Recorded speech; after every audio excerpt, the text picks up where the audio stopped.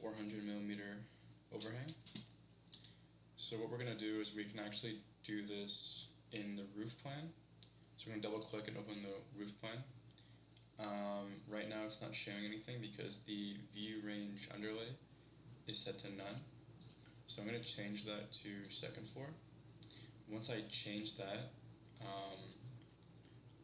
what this is doing is basically saying to Revit, I want to see what's underneath this level, basically.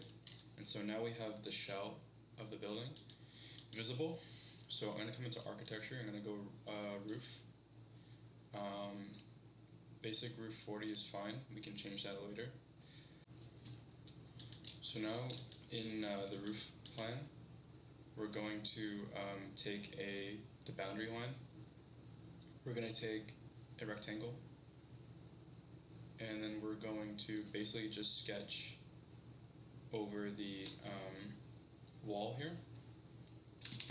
And now that we have this, we're going to select the top one and the bottom one, and we're going to uncheck define slope. So now that those are removed, we see that these parallel lines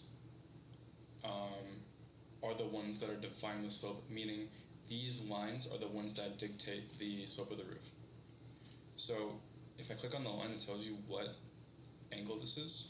If we remember, we measured roughly 17 degrees, so we're just going to type 17 for each of them, 17. And now we're going to use pick lines. So we're going to go pick lines here because we want that overhang of 400 millimeters. So in the offset here, we're going to type 400. And then we're going to go here and just click. And so what we've done is we're sketching the line where that offset would be based on what we measured. So we're going to repeat that on the same side.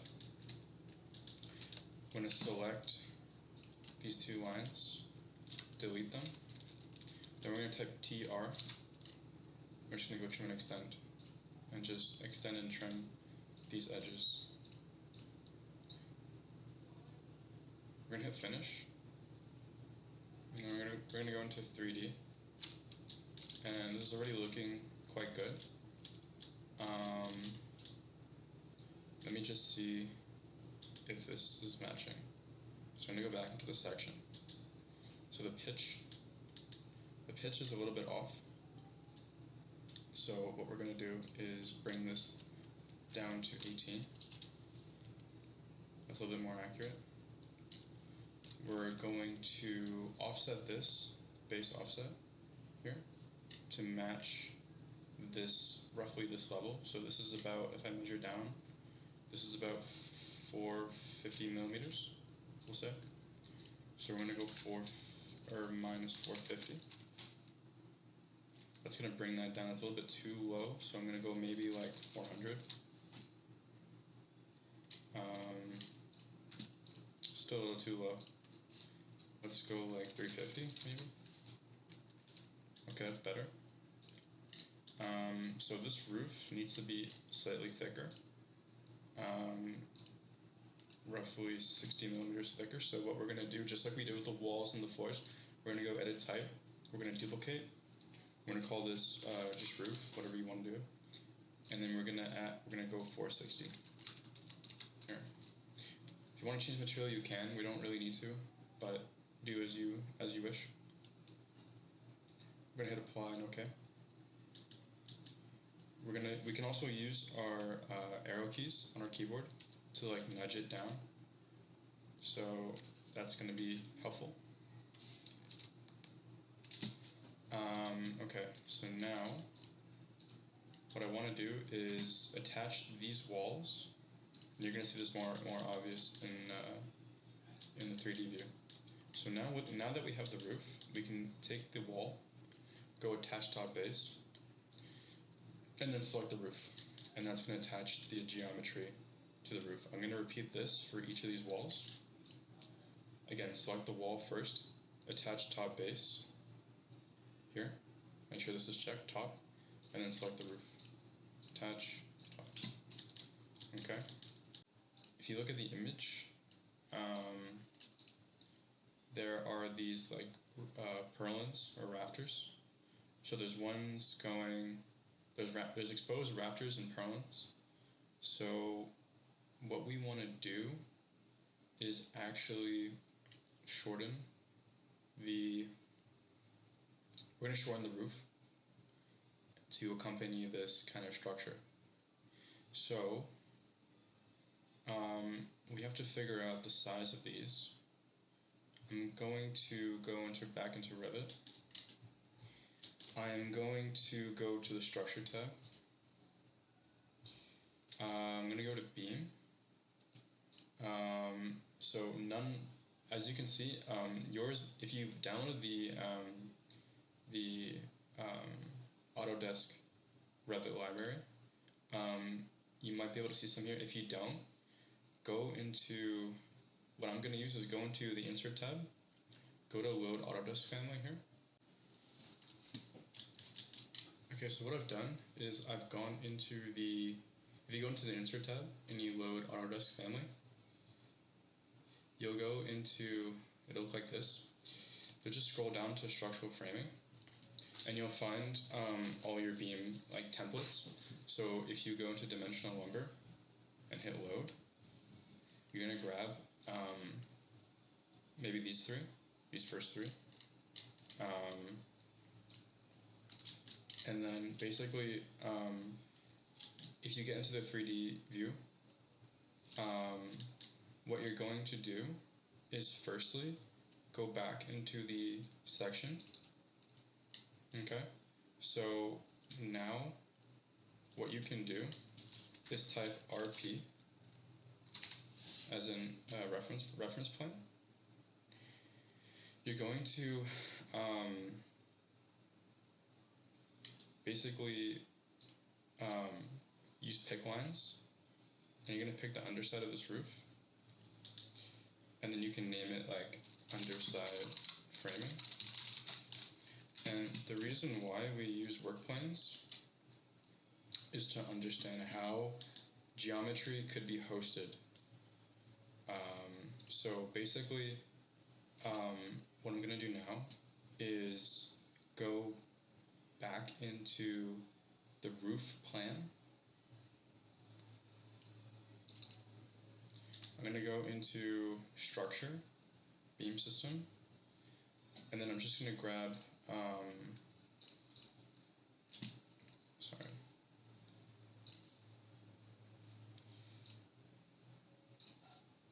I'm just going to grab, I'm going to go into beam system, make sure the beam is selected.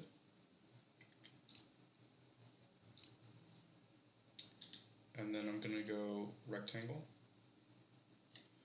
And then make sure that before you sketch, Revit understands what work plane you're on. So if I go set work plane, I can select the reference plane that we just made. And then I'm going to take a rectangle and just sketch this area and hit finish. Okay, so now these joists, these rafters, are hosted on the roof. So I'm going to take the roof actually, and I'm going to make it a bit smaller because we don't need it to be this big. We'll go like maybe 250. Okay. So if you basically if you use the AL, align tool again, and if you take the reference plane that we made, and then the underside of the roof, you have this little lock come up. If you lock it, that means that the geometry now is being hosted on the reference plane. So if I come into the roof, right, and I change the offset to something like, I don't know, -300, you'll notice that the roof actually moves with the reference plane. So because we have the framing Now the framing will kind of move with the roof structure. So I'm going to go back into the section and actually make I'm going to undo that, and I'm going to make the roof smaller. We don't need to be that small, so we'll go like 210 maybe. Hit apply. And so see, we changed the size, and the framing and the work plane is in the same location. So I'm going to just use my arrow keys to nudge this up. And as you notice, as I nudge the roof with my up arrow, the wall that we attached earlier actually follows the roof plane as well, which is really cool. I'm going to come into the framing system. I'm going to go maximum spacing for the layout rule. And we're going to adjust the spacing to something like, let's say maybe like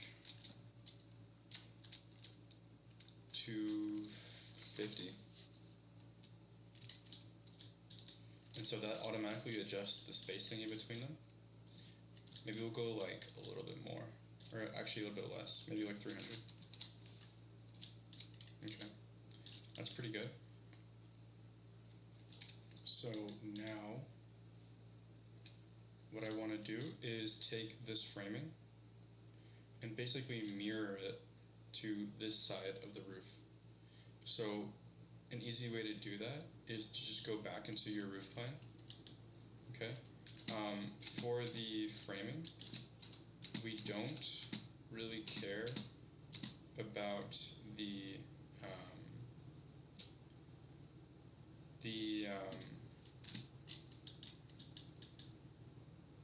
these labels.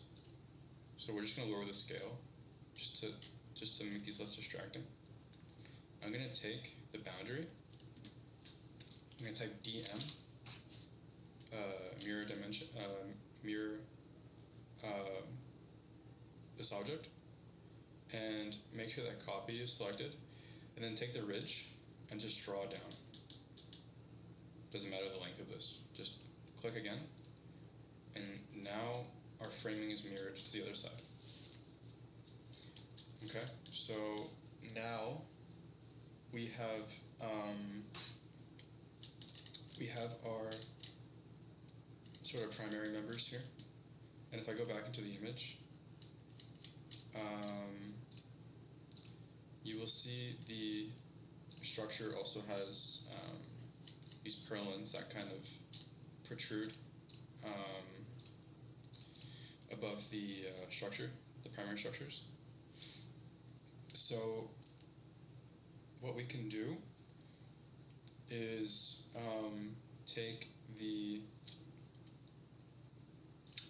we can basically take the structure that we already made, and we're going to duplicate it and then basically rotate it, if that makes sense. So in 3D view, select the beam system. You'll know you have it selected because your cursor will say structural beam system. You're going to go copy here in the modify tab, paste, align to the same place. So that duplicates it. So now what you're going to do is take the boundary of this. You're going to go back into the roof plan, and you're going to make the direction, you're going to change the direction. So the direction can go from here to here, and hit finish. Go back into 3D view, and now we have these rafters, these secondary members, but the issue is they're kind of cutting through these.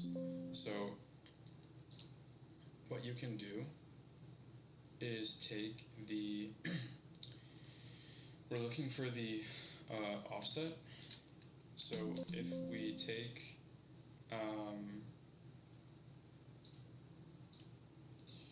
hold on here.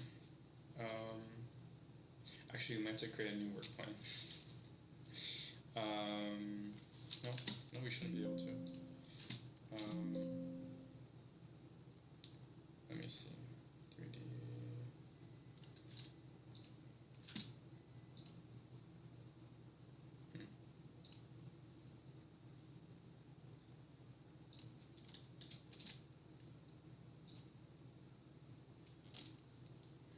Okay. So what we're gonna do actually is, this is an easy fix. We're gonna go back into the section.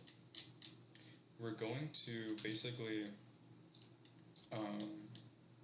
take the reference plane. We're gonna make a new reference plane. So what we're gonna do is take the distance of this, which is about 63.5. We're gonna go RP again, pick line, and we're gonna go with an offset of 63.5, which is the depth of our framing. We're gonna pick this underside and hit OK. We can just name this one whatever, secondary members. And so now we can take the, let me just figure out which one I'm selecting here, sorry.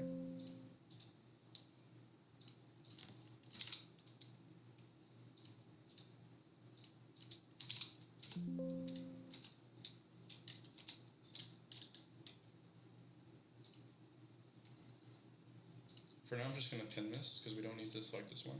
We only want the ones going the other direction. So I'm going to take the work plane, edit the work plane, and just change it to secondary members. And now that's going to move them above these members. Okay, so the previous issue was that we kind of did these purlins, and we want the roof to not kind of sink through these ones. So if you run into an issue like this, where the roof is hosted on the original work plane, what we can do is come into this section, and if you remember, we locked the roof to this work plane. So if you select the work plane we did, hold on. Basically, what happened was, if you type AL, this was locked. So I actually unlocked it. If you move this up, you notice that these purlins are not moving with the roof. So to show you guys how to fix this, I'm going to undo this first. So what we need to do is we need to type AL again. We need to take the reference plane that we made for the top of this purlin, select it, and then select the roof, and then lock. Now, if we go into 3D view, what you'll see is that the roof moves with these purlins. These are not moving because these are not locked, but they don't need to be for our purposes.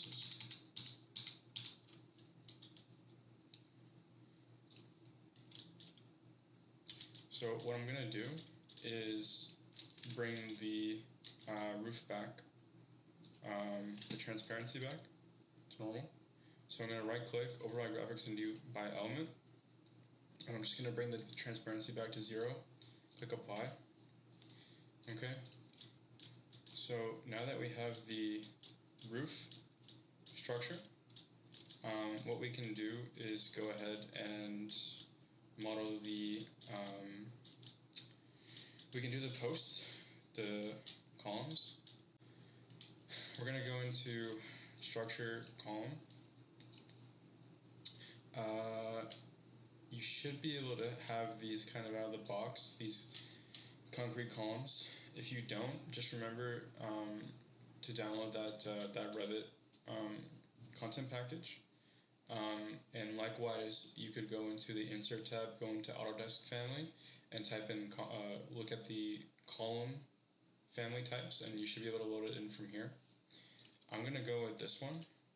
And I know that if I duplicate it, if I go just 450 by 450, which is what I think I made the walls, if I remember correctly, I'm going to change the base here, this parameter, to 475, or sorry, 450. Click apply, okay. I'm sorry, I gotta redo it. I hit cancel by accident. Sorry. So change this value to 450. Apply, okay. So now what we can do is go into the, if you go into the section, you'll notice that we have a level. We have a level for the foundation. But if you look at our floor plans, we can't access that floor plan right now. So what do you do in this instance?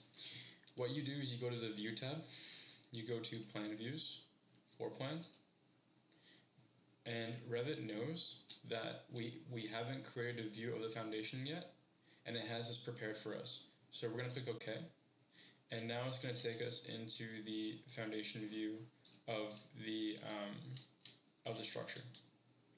So now, if I go back to the image, we have a column basically at each corner of the rectangular 4-plate structure.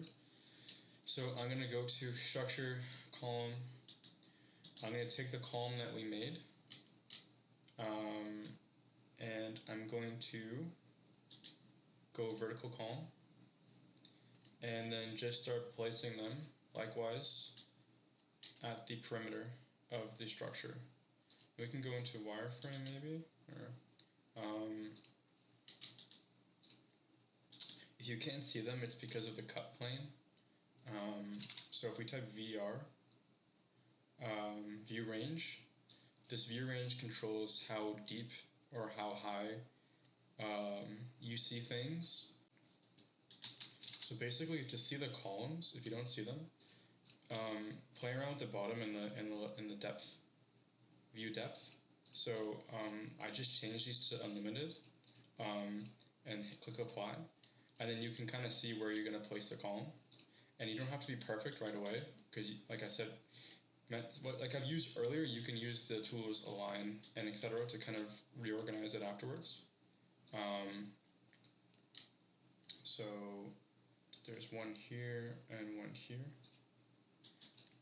So if we go back into 3D view, hit escape, we see these columns now that we placed. If we go back into the section, we have to bring these higher. So what's going to happen is we are going to take,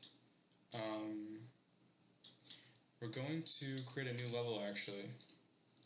We're going to go to our Architecture tab, go Level, and then basically from where the footing meets this column, concrete column, right about here, I'm going to grab this as a new level. I'm gonna rename this top of footing. So now I'm gonna go into 3D view, okay? And what I'm gonna show you is really important.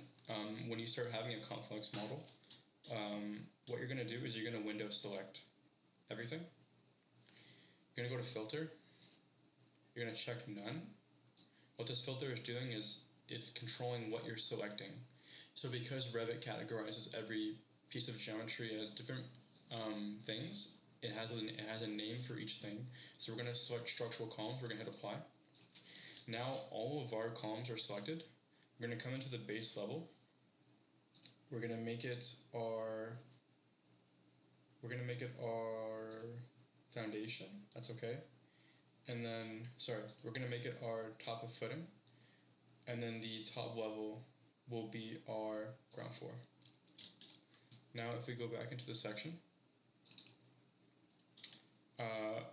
what happened is we have this base offset. So I'm gonna go 0.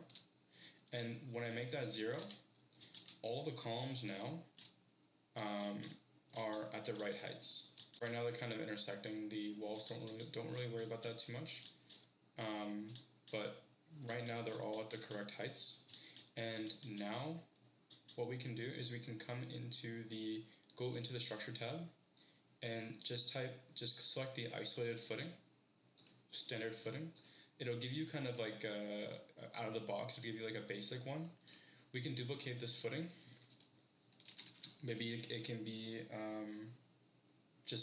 actually we'll go back into the section to do this like semi-accurately. We'll measure the width of this footing. So it's about 1.16 meters. So again, we're going to go back into the 3D view, isolate footing. We're going to duplicate this one. We're going to go maybe like 12 or 1100. We'll go 1200 by 1200 by 300 depth, maybe. So when we rename it to understand what type this is. And notice how the categories are as such: family and type. So family comes before the type. So you have your categories, for example, which are your columns or a category, your floors are a category, and then within the categories you have your families. So right now our family is using the rectangular footing that's provided by Revit just out of the box. Now what we've done is we've duplicated and renamed as a new type the parameters that we want to write, and now we have to take these values that we wrote and plug them into these parameters here. So it tells you straight up the width, length, and foundation thickness. So we'll go 300 for the thickness, and we'll go 1200 and 1200 for the width and the length to have a nice square foundation. So now, now that we're in 3D view, we can do this right from the 3D view. So it will kind of lock onto the kind of level. What we can do is just kind of see where that goes. Okay, so now that I have one, I'll go back into the foundation plan. I'll type AL again. I'll basically align this from the center point of the column to the center point of the footing. And now the footing is nicely aligned. And now I can select the footing. I can go copy, shortcut CO, and then I can just start copying this footing and applying it to each. It'll lock onto the midpoint as long as you have the midpoint snap on in the Manage tab, and it'll just lock onto the underside. And because you placed it once on the underside of the column, Revit knows to continue that you want to draw on that kind of work plane because we set the level earlier. Now I'm going to go into massing and site. I'm going to go topo solid, and topo solid is just basically like your ground. Basically, you can kind of assign elevation markers. You can do complex stuff with it, but for our purposes, we just want a flat ground plane just to establish where the ground is. So I'm going to turn the level to the foundation, and all I'm going to do is just make a box. I'm going to do a box like this, big. It doesn't matter how big it is.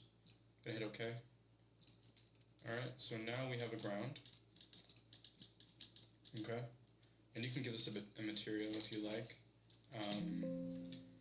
If you type PT on your keyboard, you'll access the paint tool. You can also go into the type properties and change it, but I'm just going to do this for now. I'll type like grass or something, or plant, this basic one out of the box from Revit. And I'm just going to click the material, and then click the surface. And then that's going to give us a really ugly material, but we know that now Revit has separated that material. Okay. Now, if you want something to cut through the topo solid, what you can do for structural columns like this is you can just simply, as we've done before, go into the Modify tab, hit Cut, and then just select the surface of the topo solid and then the column. And then if I hide the column, right click hide in view, you'll see that the cut actually punctured through. I'm gonna undo that for now. But yeah, that's how that functions.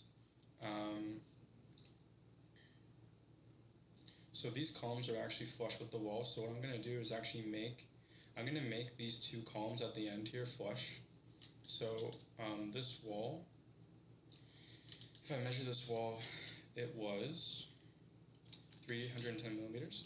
So I'm gonna duplicate this one and just rename it. And then assign it as so.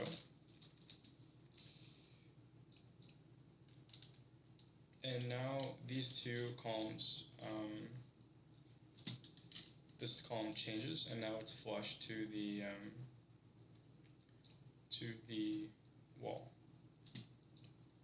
Let me just see something. Okay. I guess I didn't make it 310. Sorry. 310.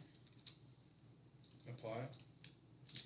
Okay. So the beauty about making types is that I don't have to go back into this one and change this one. All I can do is just select it. And I have the one that we just made, and I just choose that one. So we have the door frame, we have the jamb, we have the sills, and then we have the glass of the sliding door. So what we can do is we can actually model this whole thing as a curtain wall. So I'm going to introduce you guys to what that entails. So what we're going to do is we're going to go into Revit. We're going to take a basic. We're going to go into the ground floor. Okay, we're going to turn this to hidden line so we see where we're drawing. We're going to type WA. And then we're going to take a storefront, curtain wall storefront. Now, if you click on the corner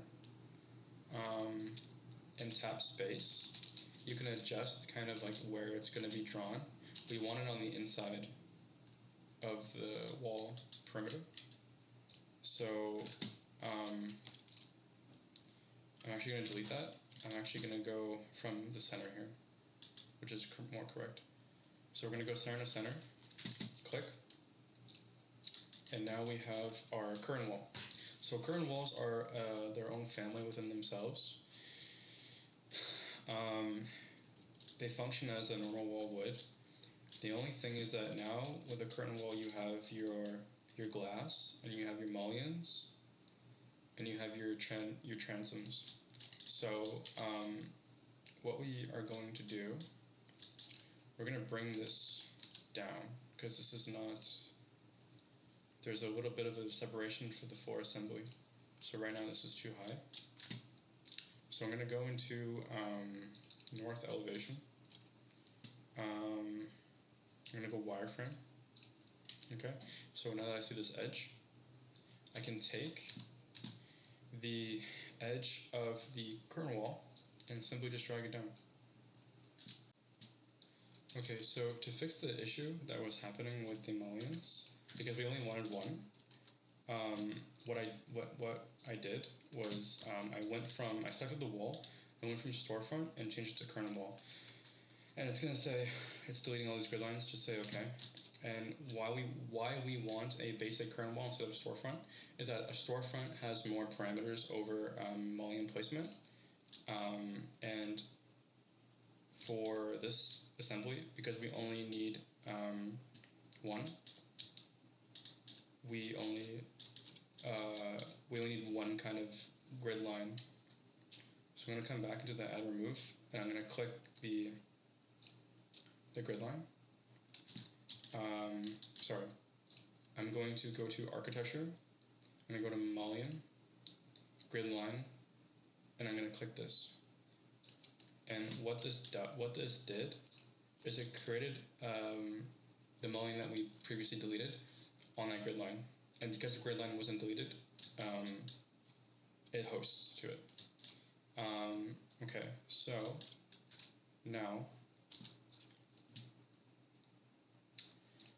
if we go into the current wall, we can also duplicate this just to be safe. We'll name it the same thing. So if we go horizontal mullions, interior type, these affect the profiles that we're going to make shortly. Basically the geometry that's hosted on the mullions. The vertical grid and horizontal grid, we don't need any horizontal grids, so we're going to say none. For vertical, we're going to say maximum spacing, maybe. Hit apply. And no, we don't want that, sorry. We're going to go fixed number. No? Okay.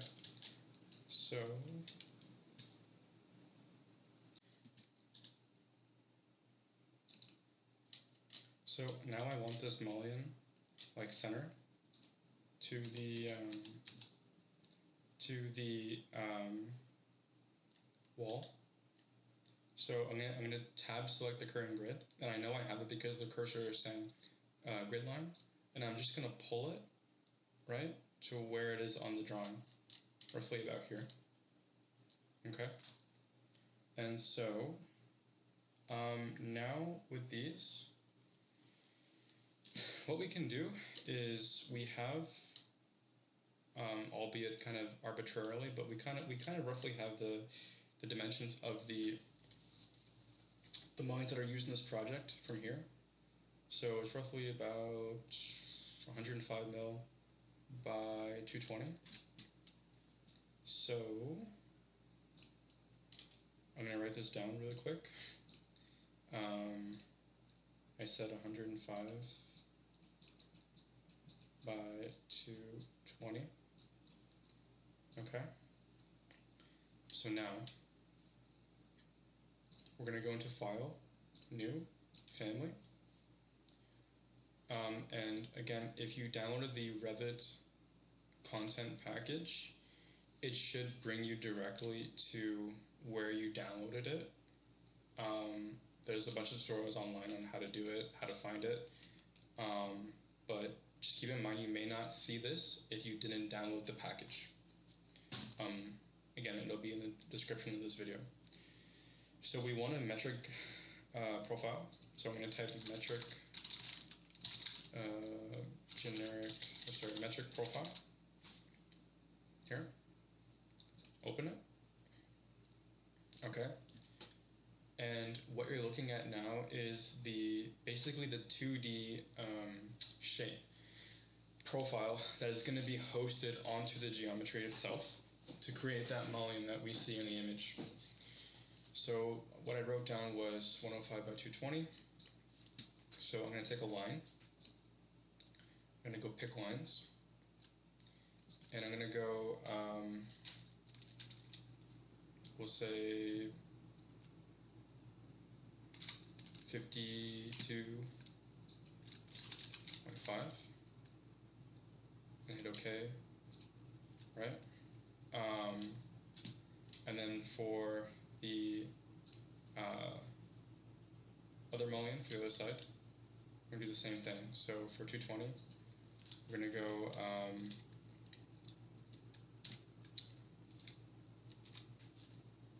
110. And then we're going to trim this up.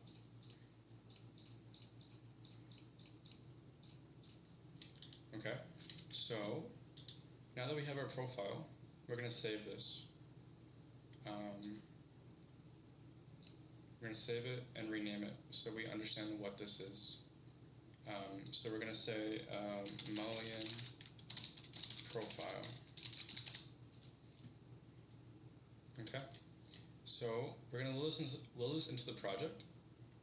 And when you load into the project, nothing happens. And your first question is, okay, where to go? Just give me a moment.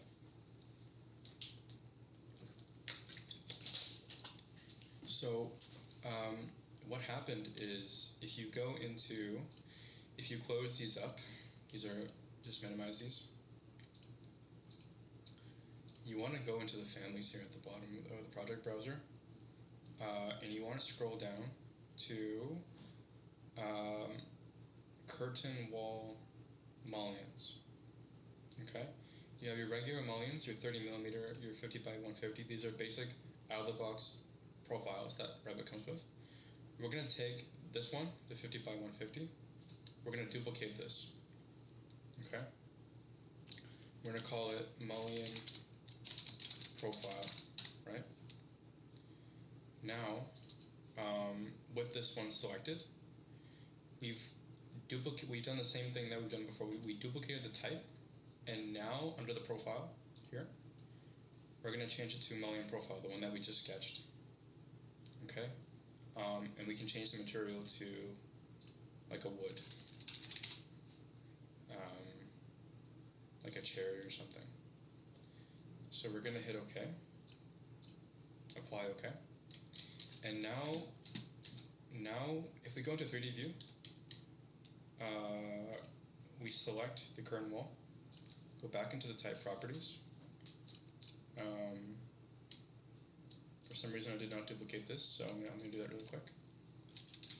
Again, I can't stress this enough, like it's a really good way to exercise, get into this habit of duplicating things, because yeah, if you're in a shared project and you don't duplicate something and it does a global change, the people you're working with will not be happy.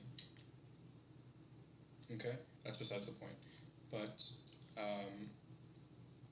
we're going to go into the vertical mullions and the horizontal mullions. And what we're going to do is change these to the mullion we created. Okay, so you can always, to make this, you can go individually in the drop panel, but a quicker way is to just click it once, hit Control C and Control V. And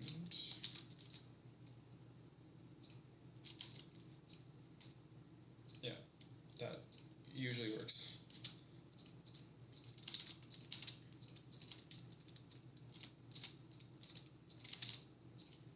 Okay, apply. Okay.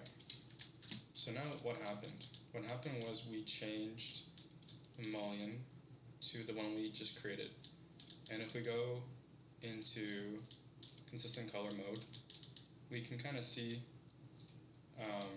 for some reason this one didn't change. So we change it. Okay, so now that we have this,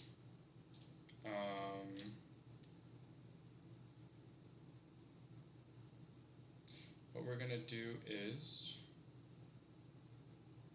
we're going to actually bring this curtain wall,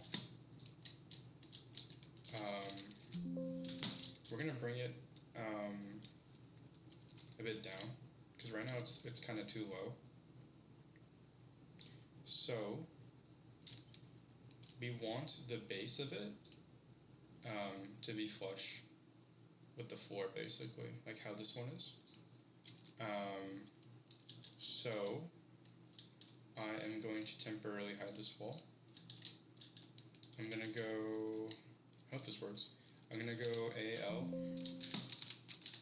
I'm going to click the surface of the wall. It's the floor, sorry. And the surface of the mullion. Okay, that did not work. So what we're going to do is we're going to go into the elevation. The north elevation, I think it was. And then we're just going to basically measure this out. 105. Okay, so now we're going to go to base offset and we're going to go minus 105. Okay. So I'm going to bring this wall back.